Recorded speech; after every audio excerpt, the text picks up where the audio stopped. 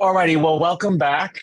I think I'm gonna get started. I know people will trickle in given their schedules, but welcome back to our Wildland Fire seminar series looking at policy and research issues related to wildland fires. And I'd like to thank the Bill Lane Center and the Woods Institute and Stanford Sustainability Data Science for helping support this series. My name is Derek Fong. If you haven't met me, I'm also director of the Big Earth Hackathon Wildland Fire Challenge, which you will hear a little bit more about in the weeks ahead because we'll have last year's winners as speakers in this seminar series. But we're hoping to just create a dialogue here in the Stanford community and beyond about some of the issues facing us with wildfires. And as most of you can appreciate, this is a topic of extreme importance, even though we've been getting a lot of rain right now and people are thinking a lot about flooding and mudslides. But I would pretty much guarantee that this problem is not one going away, so it deserves serious attention. I am pleased this week that we have Jason Kuiken from, I hope I got his name right, pronounced right, with the U.S. Forest Service here to speak today. He is currently the forest supervisor of the Stanislaus National Forest.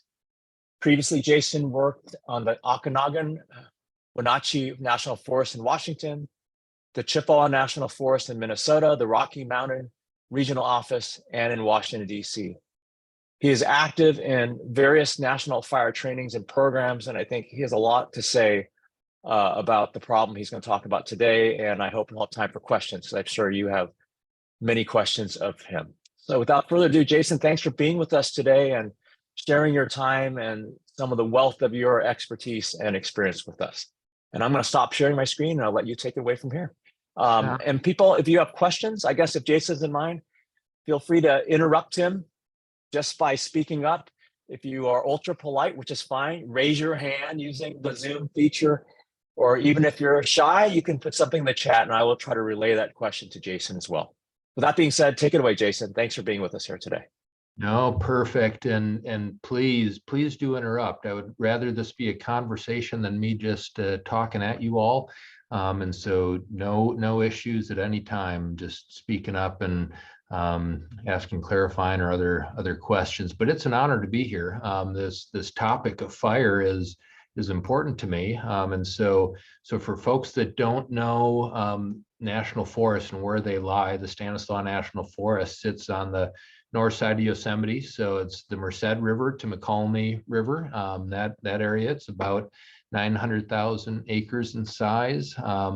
It is home to one of the first mega fires in California, the Rim Fire of 2013. And I'll tell you, it's hard to imagine that in that time frame, that's not really a large fire anymore. I mean, it still is, but it doesn't garner the attention of August Complex or Dixie Fire or others that have been occurring. And so this question of what do we do about this, these fires on the landscape, given these are fire-dependent ecosystems, they're born by fire, but they're not used to fires at this size and this intensity.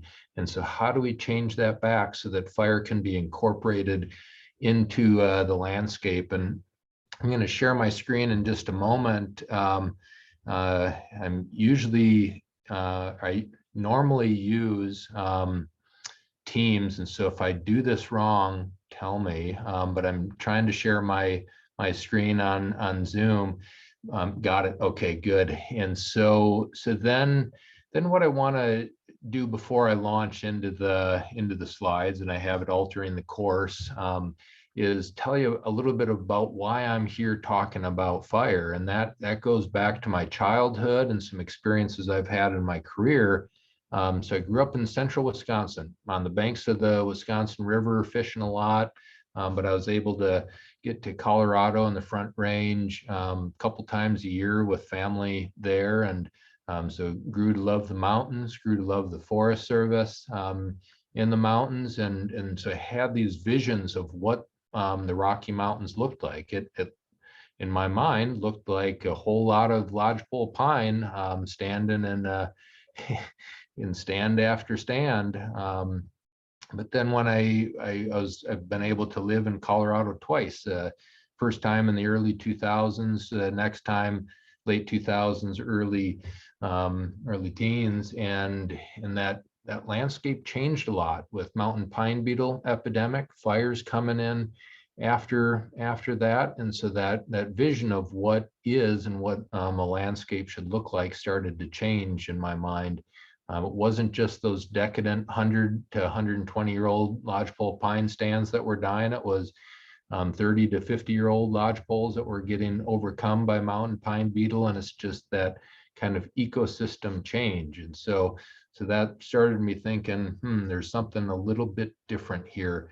Then I worked in Minnesota, as Derek mentioned. Then I worked in Washington State. And if folks are familiar with the east side of the Cascades, from the Canadian border to just south of Yakima, home to a lot of large fires. So in 2014, we had the Carlton Complex, which was 1,000-acre size and difference from rim fire.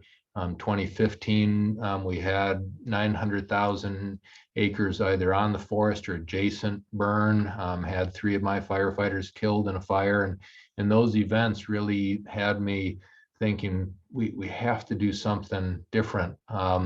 Northern spotted owl habitat was being impacted severely. So it's not only the communities and the critical infrastructure that I'm responsible to help protect, but the habitat that's entrusted to the Forest Service was getting impacted. And so what does a resilient ecosystem look like? And so that led me down a path to trying to find a different way to think.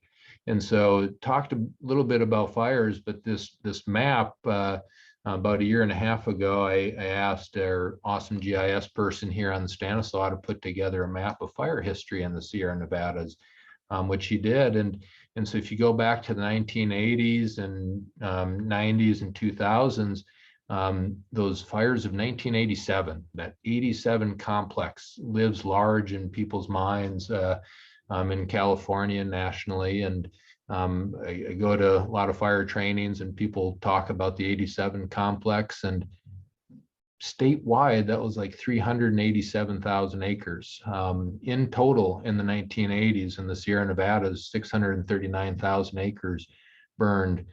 In just 2020 and 2021, you had nearly as many acres burned as all of the 80s, 90s, and 2000s combined. That's significant.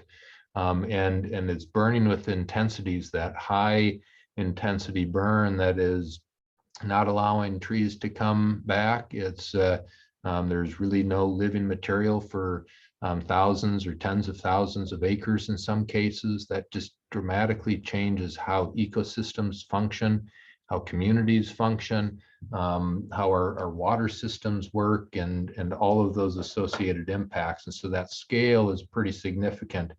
And so that led me and working with not just the forest, but part of the tagline for the presentation was around shared stewardship. So we're leaning in really heavy to Yosemite Stanislaus Solutions. It's one of our collaborative groups here, and we're working really well together on how do we think at the same scale that fires are impacting, and how do we plan projects at that level. And so we started looking at what we ended up calling the SARO project, which stands for Social and Ecological Resilience Across the Landscape. So trying to hit on that communities, economies, but also ecological, because again, habitat is what I'm charged with managing. And so how do we balance all of that? And so starting to look at landscapes. So in purple on here is the outline of the SARO project. The planning area is about 119,000 acres, about 90,000 of which are Forest Service. The rest are private lands. Within that, taking some models, FSIM, which is a fire simulation model, identifies probability of fire impacting certain spots, and then what that flame length would be.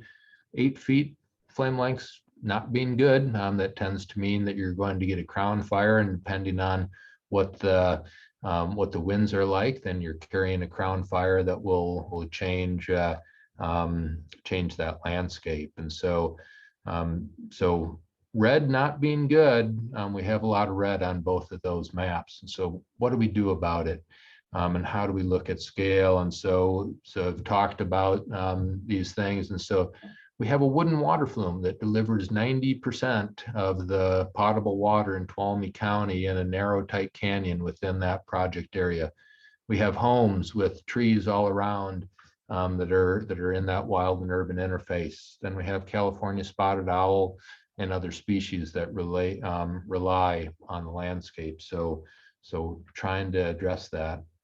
And so that's where we really started to lean into science. And so I'm one of my extracurricular activities, so to speak, is as a what we're called co-line officer, leads on the risk management assistance program, which is a Forest Service program that we work interagency on, using new models and tools to provide good information to incident management teams and firefighters on how to strategically halt fires as best they can.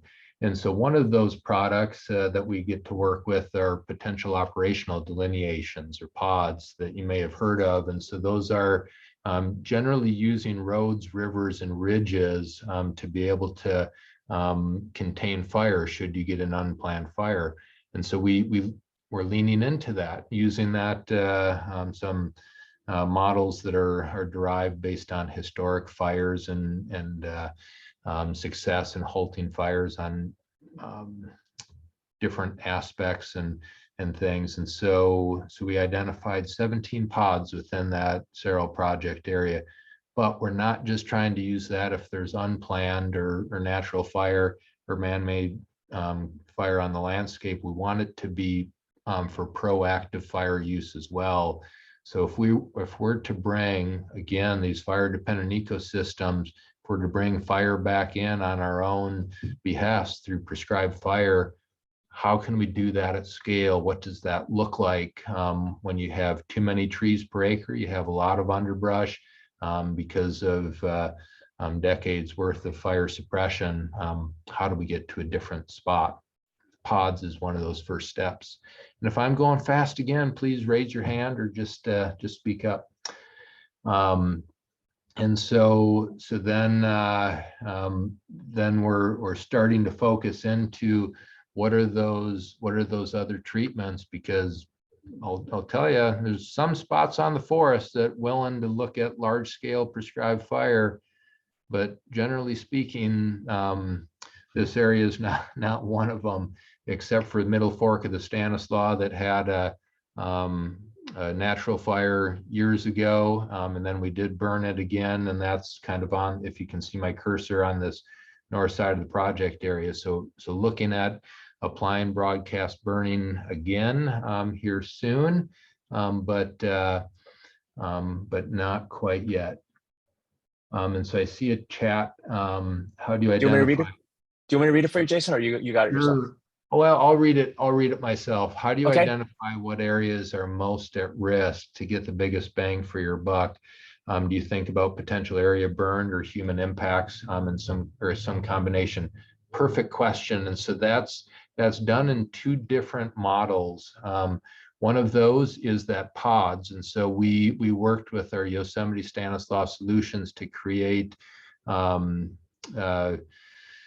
kind of a values at risk conversation. So how do we care about communities versus power lines versus wooden water flumes versus habitat and roads and recreation sites? And so you kind of have these conversations about what those values are and how people hold them, and you can, in a pretty live way, you can see when you prioritize something above the other, how it works out in terms of prioritizing treatments. So those pods 1 through 17 are prioritized based on really communities and critical infrastructure and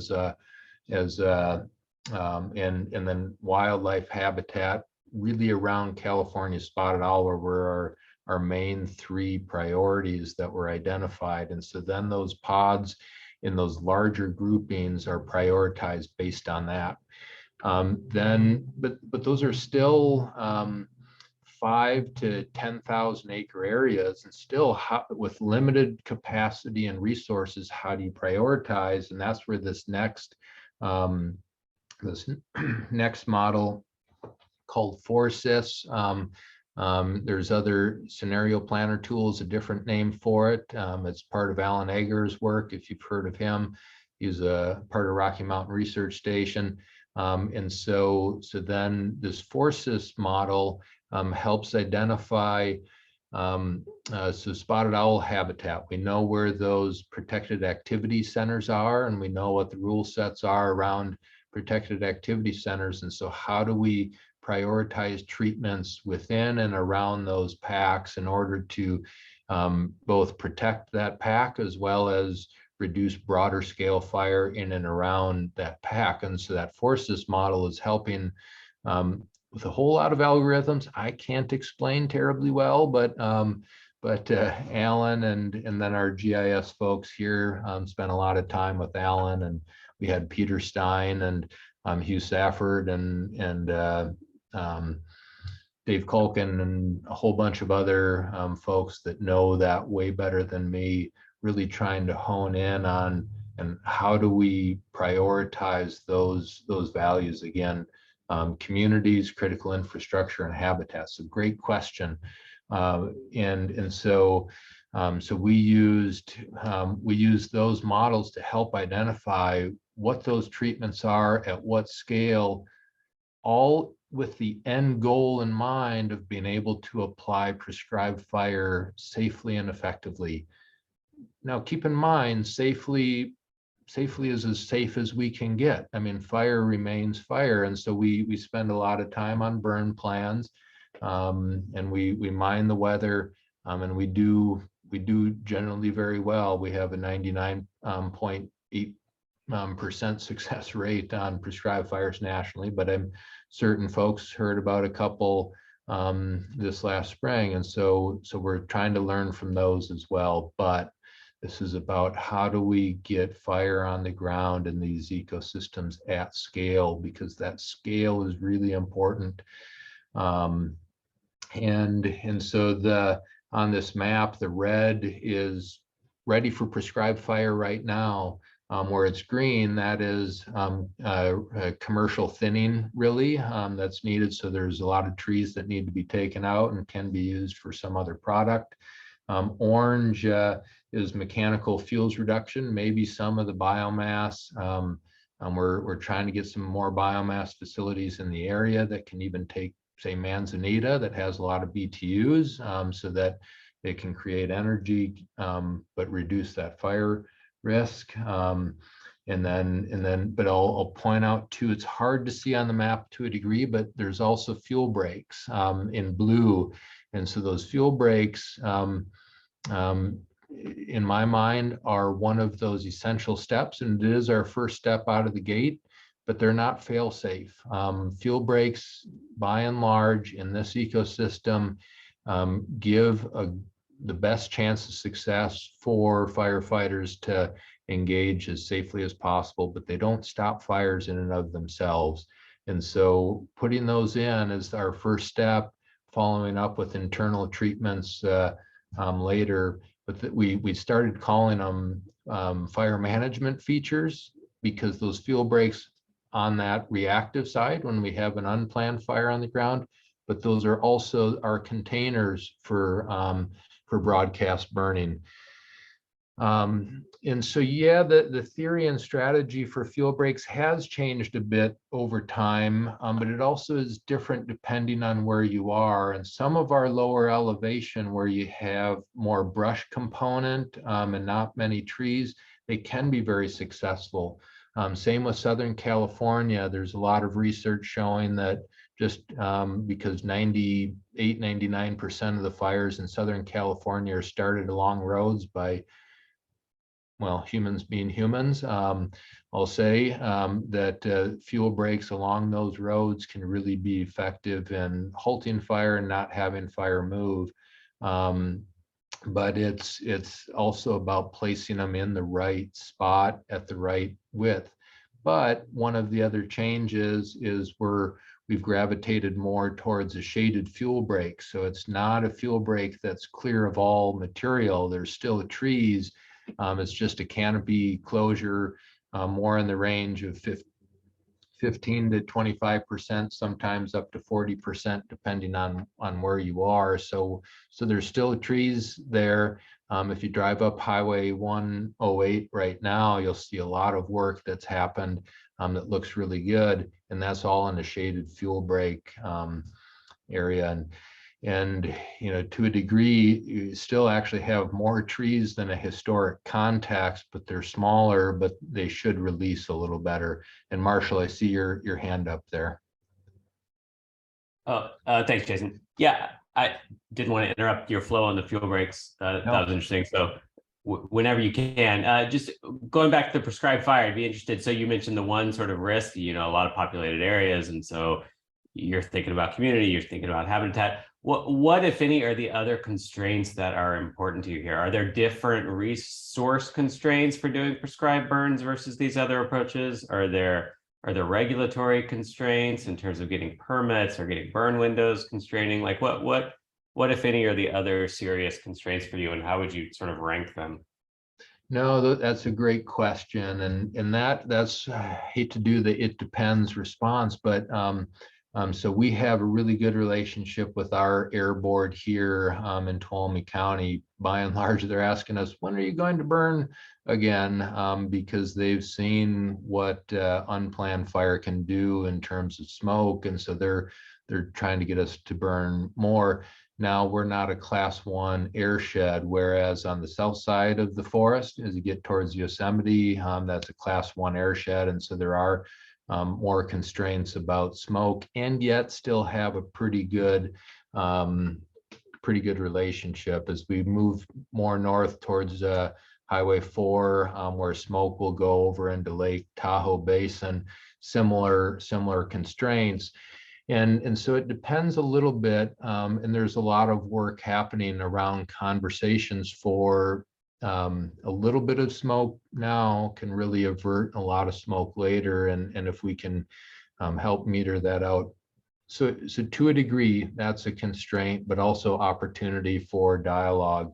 Other constraints are the last few years with so much unplanned fire on the landscape.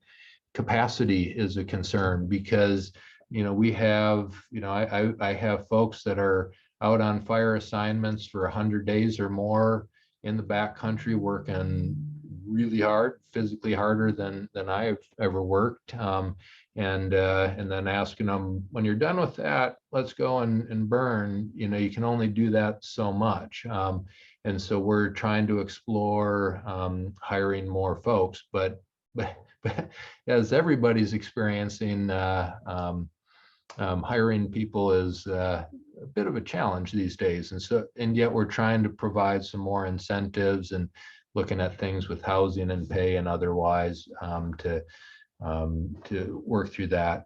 Another sometimes constraint are operating periods with fire based on species. And so I'd be lying if I told you I knew every limited operating period for fire based on species, because I don't. But for nesting of animals, we sometimes have to not be working in an area, or when we know there's young that are on the ground, different species. And so that is a constraint to a degree. It's not as large here as was in other places I've worked, and yet it's there. But it's still something to keep in mind depending on where you work.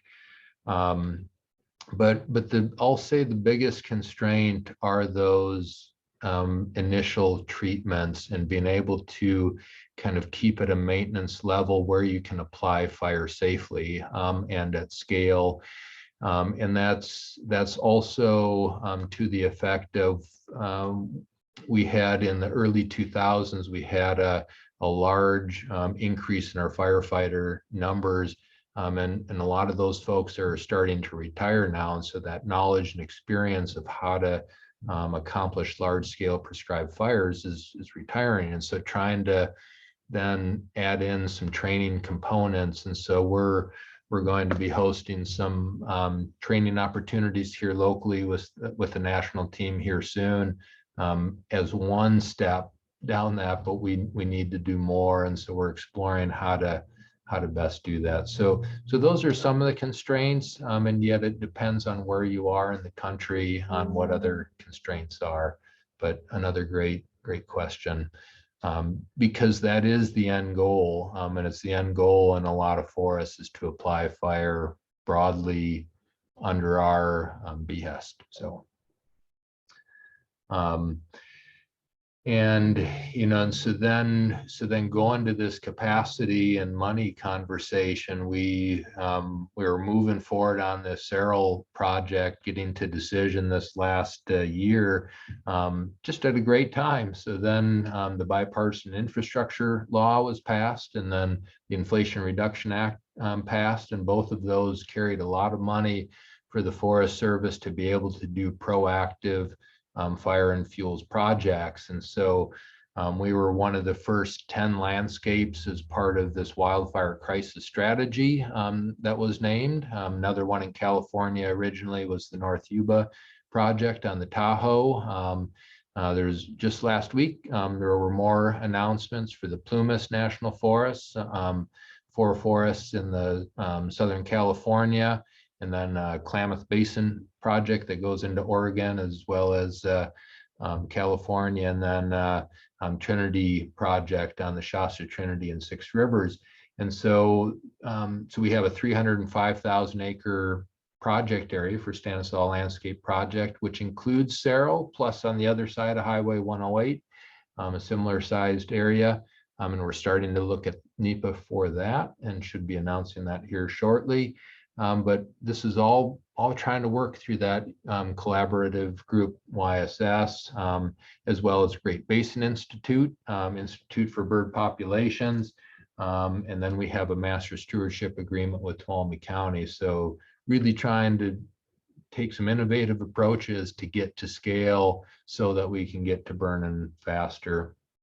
And so here's a map, and I didn't have time to update this current map, but here the outline of that Stanislaus Landscape Project is in black there, and then we have what was completed in FY22 under contract, and then planned in 23. But this planned in 23, we're adding more. We are trying to accelerate through that master stewardship agreement with Tuolumne County, and then we're looking at a stewardship contract on this northeastern, and so we're in some discussions there because time is of the essence. Started out by the conversation of a lot of snow and rain, and that's true. Hate to say it, unless there's summer rains, a lot of winter moisture can lead to a lot of fine fuels that create fire risk, and my memories of big winters are bad summers. So here's hoping for that summer, odd summer rain. But we're working as quickly as possible, but it's about scale and it's about concentrated effort. And so these national named landscapes are really aimed at how do we identify barriers? I mean, Marshall's question was essentially about barriers and what are those hurdles. So what are the hurdles as we try to get to scale, and then how do we address those, not just locally, but be able to take those and spread that best practice or a new solution more nationally. And so then we're leaning in with CAL FIRE. Met with Tuolumne Calaveras unit chief here recently, and we've been burning together. We're doing other fuels projects together, how to do that. And I'll get to Luis's question here in a second. And then American Forest Foundation got a grant to be able to do work on private lands. And so I often describe that I live right here in Sonora, and I'm 10 miles from the forest boundary. Is we could do everything we planned and more on the national forest, and yet my house is still at risk. And so how do we do treatments on private lands at similar scale? And so between American Forest Foundation, the Tuolumne Fire Safe Council, they just renamed themselves, working with that Fire Safe Council to work with private landowners to do work there. And so then that gets to this question of maintenance schedules and projected maintenance needs. That is there, brush grows, trees grow, and so we are trying to use prescribed fire as that maintenance component, if at all possible. But there's certain areas, where you have more homes that won't be as possible to do at large scales. And so then we're trying to figure out what those contracts might need to look like, to have masticators or other equipment doing that maintenance work. I wish I could tell you that I had the exact solution, and we don't, but we have some really creative folks here that are trying to identify what that pathway needs to look like. And so even then, I'm going back to the PowerPoint, this expected outputs, we're increasing that because we're trying to accelerate as much as possible. And then we're working with Tuolumne Band of Miwok, just met with them on Tuesday. Rancheria sits within or just directly adjacent to the forest, and so we have mutual interest in how do we work together and use cultural burning as well. And so here's a photo of mechanical thinning. So that one picture I showed of the house, if you go up Cedar Ridge, when you go up there in August, hair on the back of your neck stands up because you get hot, dry wind, and you have a lot of homes and with not a lot of ingress and egress. And so that was our first focus, is how to reduce some of those fuels in that area. And then at some point in the not too distant future, hoping to apply fire in that South Fork, but still a little ways off. We have to do some more treatments, but when we get there, that will really reduce risk to Cedar Ridge. And so then here you can see what a general stand currently looks like. Very overstocked, decadent, some trees dying, and then post-treatment.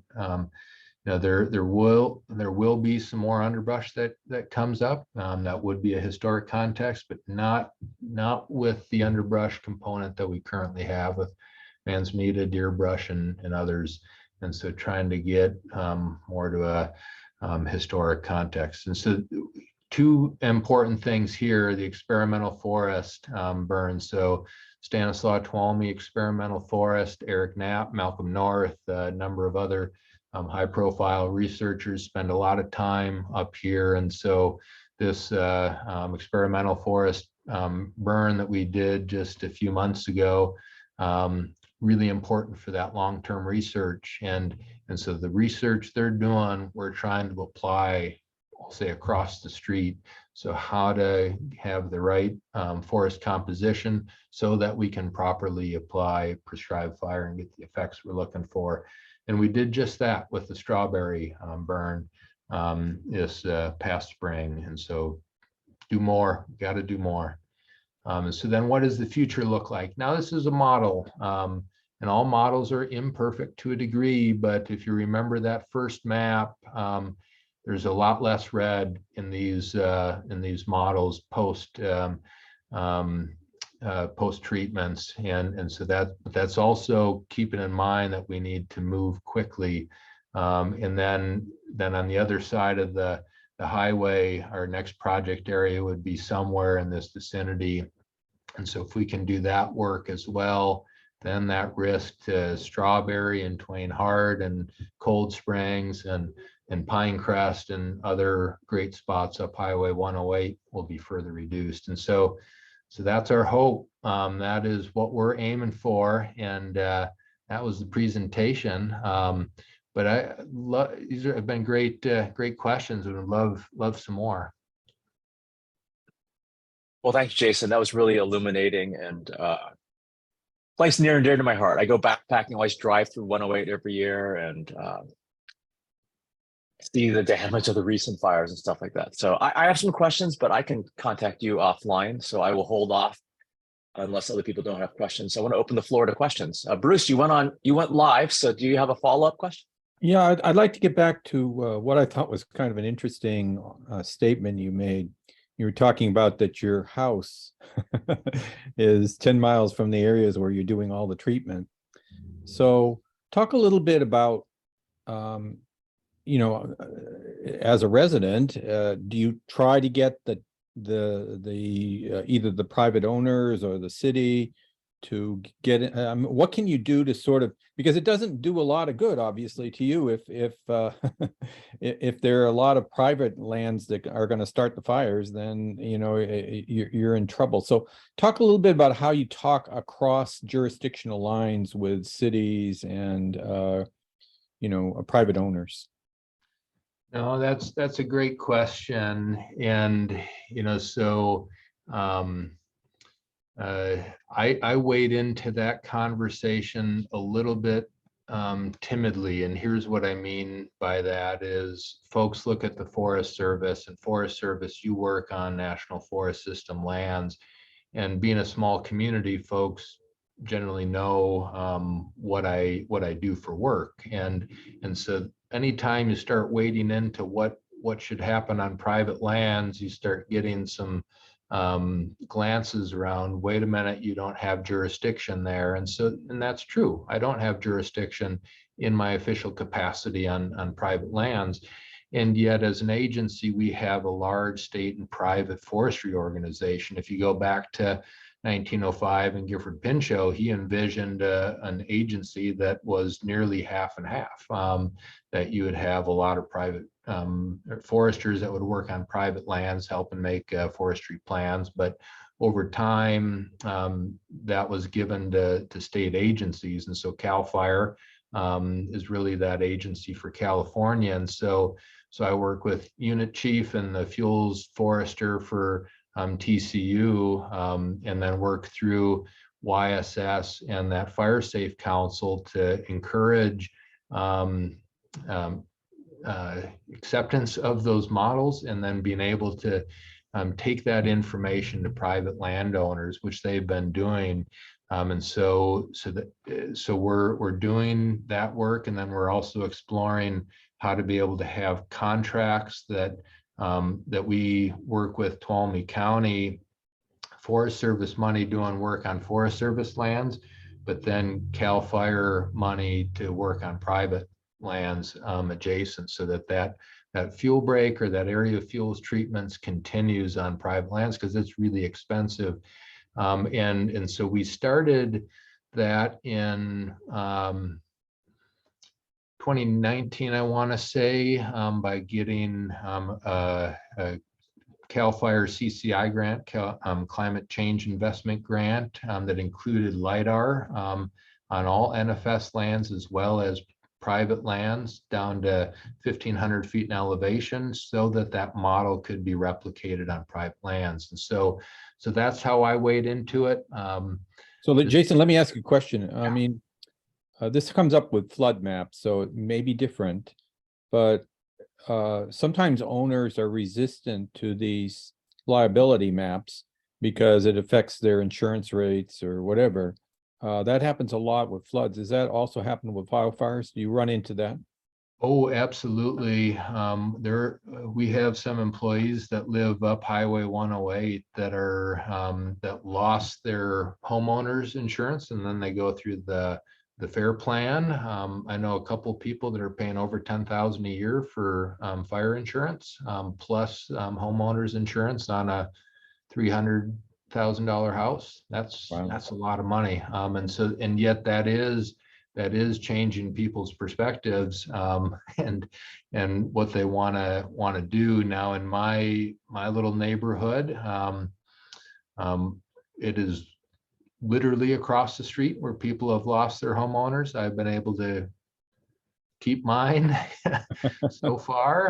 It's not as cheap as it once was, but still have it. But that is affecting behavior and opening the door to that fire safe council to be able to walk in on those communities that they know or those neighborhoods and say, we have a potential solution. And yet some of those treatments aren't what I'll call acknowledged by insurance companies that quick. And so that's another thing that various groups are working with the insurance commission on.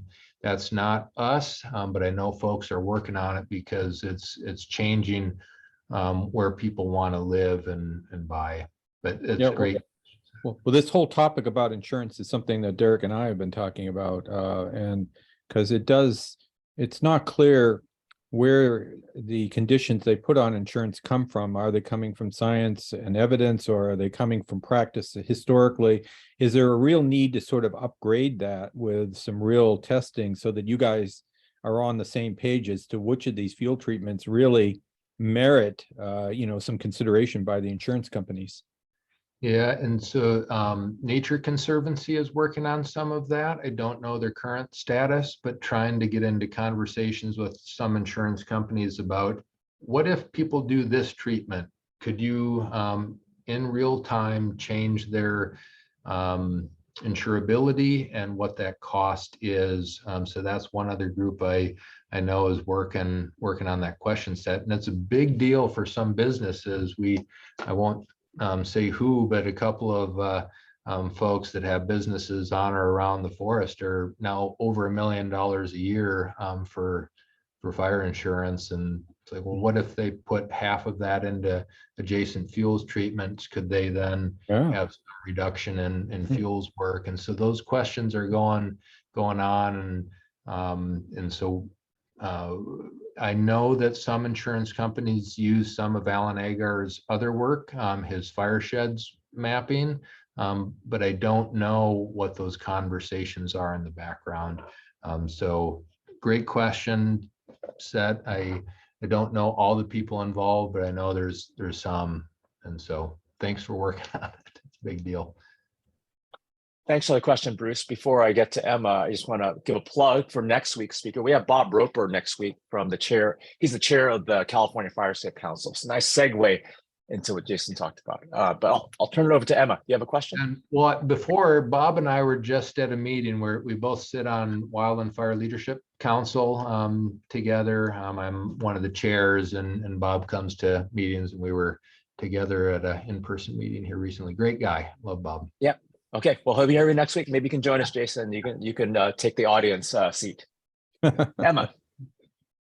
Hi, Jason. Thank you so much for your talk. Super interesting. I had a question about how are you currently thinking about and evaluating the different types of treatments you mentioned, both like in the short term and the long term? Yeah, that monitoring question. I mean, that's what's the efficacy in doing the work we're doing, and so we're still working on that full design because there's a number of questions that you have to answer with it. One is, are we seeing the change in fire behavior that we expected? Hard to really figure out that without having a fire, and no offense, I don't want to test it in real life. And so still trying to figure out how do we do that outside of models. So that's one question set. Another is, how do species react? I mean, this California spotted owl question. So we leaned in heavily to the newer California spotted owl strategy from 2019. We worked with Sarah Sawyer and a number of other researchers on that to be able to identify the right treatments. And so we are working with Institute for Bird Populations. They're interested in some of those questions, but also looking for some other partners to help us on not just short-term, but longer-term research to make sure that the treatments we're doing both don't negatively impact birds, but really have positive effects long-term. So when I worked on the Okanagan Wenatchee, Bill Gaines and Paul Hesburgh, we worked a lot on northern spotted owl, and there's a lot of similarities there. And so it's trying to figure out, because their habitat would have changed over time and space. You would not have had historically a static protected activity center that would have moved around based on fire activity. And so how do we get to a spot where we're setting up tomorrow's habitat as well as what will be habitat 50 years from now? And that's not an easy question set to answer. But I think we're pretty close because of who we worked with. So that's another monitoring question we're trying to answer, as well as some other species. And so we do want to explore some more university partnerships. We have a few of those because a lot of PhD possibilities with research projects with all of that. So there you go. I like it. There we go. Great question, and happy to try to work with you on that. That's a great question, and you guys chat with me about the hackathon, and I actually have a lot of ideas for Jason to pick your brain for project ideas for the spring hackathon. Sure. Other questions? We're almost at 1:20. I don't know what Jason's time is. I'm happy to stick around so people can obviously leave to whatever they have, but I'd love to keep this dialogue going if there are other questions.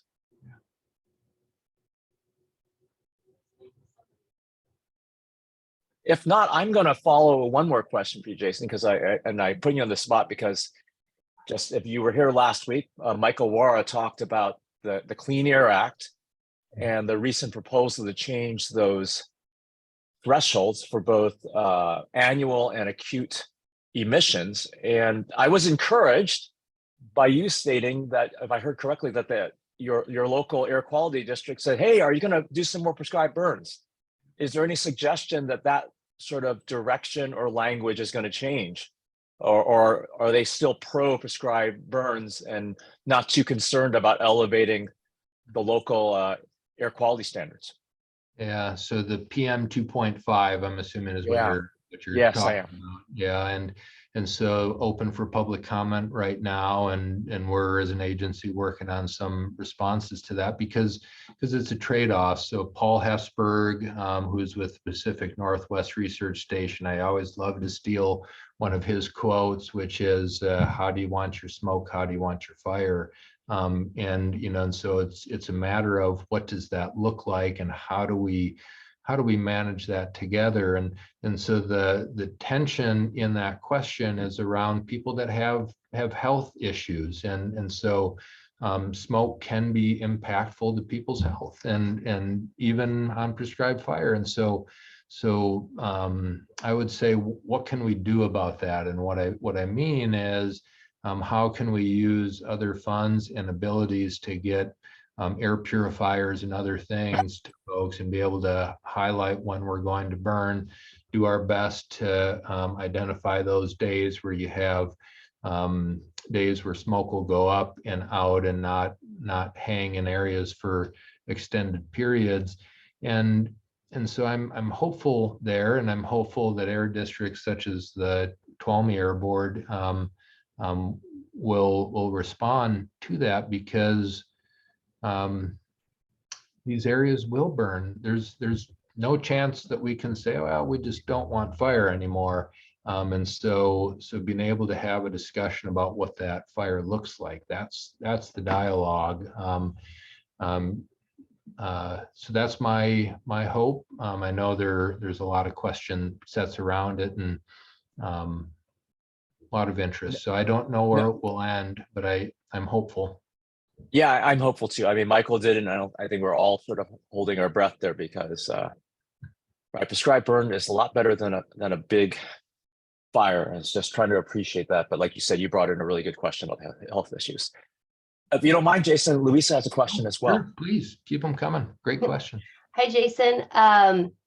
I should preface this with my last position before I came to Stanford was the PIO for Santa Clara County Fire. So, and I worked for that other fire agency before that covers the state.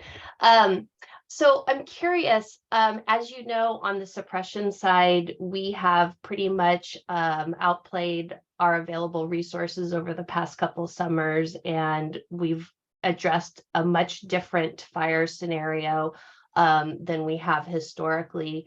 Do you see significant changes in how we address suppression on agency levels, especially considering what we know about them now and the data that we can pull in real time off of these fires?